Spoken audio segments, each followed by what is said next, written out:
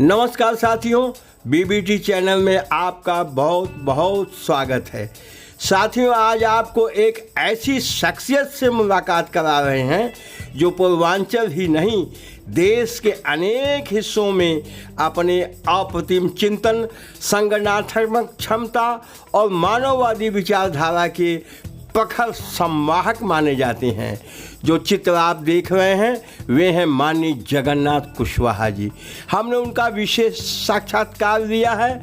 हमारी बातचीत सुहृदेव भारतीय समाज पार्टी के राष्ट्रीय अध्यक्ष माननीय ओम प्रकाश राजभर के बारे में उनका ये स्पेशल इंटरव्यू है।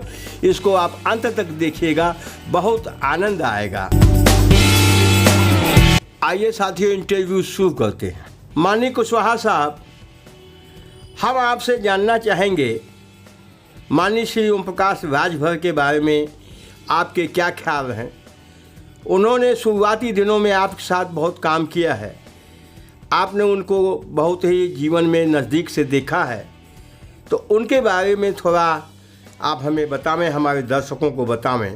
राजनीतिक जगेरा का काम ओम प्रकाश राजभर कर रहे हैं। जो काम आज तक अति पिछड़े समाज के बहुत से एमएलए एमपी हुए, लेकिन समाज की किसी ने बात नहीं उठाई, न सदन के में उठाई और न सदन के बाहर उठाई। इस काम के लिए तो ओम प्रकाश राजभर की तारीफ समाज को करना चाहिए और यह बात का एहसास करना चाहिए कि एकमात्र ओम प्रकाश राजभर हैं जो कि अति पिछड़े की बात वो सदन ही नहीं सड़क पर भी उठाते हैं, समाज में भी उठाते हैं। कुशवाहा साहब, इस समय भागीदारी संकल्प मोर्चा जिसमें 10 दल हैं काफ़ी चर्चा में है। आप इस भागीदारी संकल्प मोर्चा को किस हिसाब से देखते हैं? थोड़ा इस पर भी अपने विचार को आप रखें। मोर्चे के अंदर जो लोग भी हैं वो उसमें सबसे बड़ी छवि के व्यक्तित्व ओम प्रकाश राजभर ही हैं। बाकी किसी के पास अपनी कोई ज़मीन नहीं है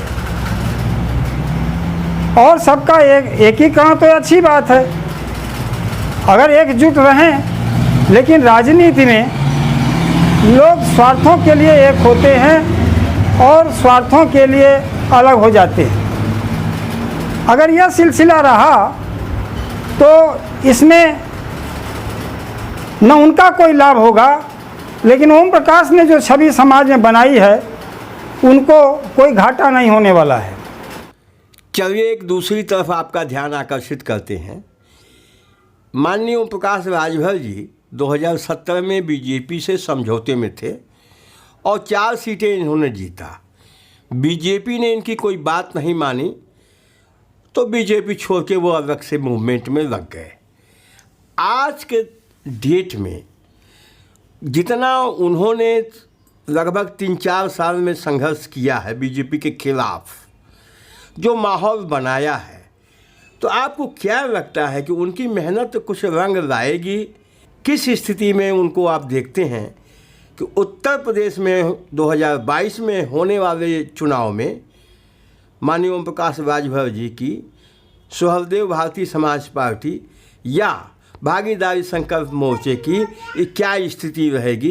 ये इस पे आपका क्या नज़रिया है, आपका क्या विचार है, ये हमें बताने की कृपा करें। ओम प्रकाश राजभर को जो अन्य दल के लोग हैं या जो सत्ता दल है उसको कमज़ोर समझना, कमज़ोर मूल्यांकन करना, यह उनकी बहुत बड़ी भूल होगी। भविष्य के लिए जो गलतियां कांग्रेस ने, भाजपा ने या सत्ता में बैठे दलों ने जो ओबीसी के साथ, SC ST के साथ जो नाइंसाफ़ी किया है सदन में, वह अब जनता के बीच में ले जाने की ज़रूरत है, बस और कुछ नहीं। आपने भी एक दल बनाया है, क्या स्थिति है उसकी, उसके बारे में भी थोड़ा आप बताने की कृपा करें। हाँ, मेरी पार्टी भी एक है जिसके कि हम राष्ट्रीय अध्यक्ष हैं, उसका नाम है लोक एकता पार्टी। हमारी पार्टी भारत के जो समस्त पार्टी हैं जिन्होंने संविधान की उपेक्षा की है, अवहेलना की है, उससे उनसे एक सवाल कर रही है कि जब बाबा साहब अम्बेडकर ने संविधान में महिलाओं को और पुरुषों को बराबर का अधिकार दिया तो 74 साल आज़ादी के हो गए, महिलाओं को 50% टिकट दे करके संसद और विधानसभा में क्यों नहीं बैठाया गया? तो हमारी पार्टी का नारा है, लोक एकता पार्टी ने बांधी गांठ, महिलाएं पावें 100 में 60। कुशवाहा साहब, एक निहायत व्यक्तिगत सवाल है। माननीय ओम प्रकाश राजभर जी आपके साथी रहे हैं, आपके जूनियर रहे हैं, आपने बहुत सिखाया पढ़ाया, उनको आगे बढ़ाया है।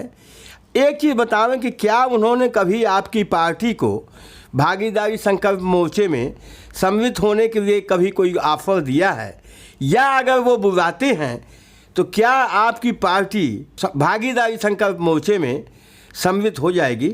देखिए, ओम प्रकाश राजभर वो जहाँ भी रहें मेरा आशीर्वाद है, मेरी मंगल कामना है उनको, वो आगे बढ़ें, हमारी भी है और मेरी पार्टी की तरफ से भी उनकी पार्टी के लिए कोई विरोध नहीं है। वो जो भी काम कर रहे हैं समाज के लिए कर रहे हैं, समाज की वो जो आवाज़ है उसको उठा रहे हैं। जो लोग समाज की आवाज़ उठा रहा है और छिप कर के नहीं, सदन में और समाज में उठा रहा है, वो हमारे लिए बहुत ही अच्छा व्यक्ति है।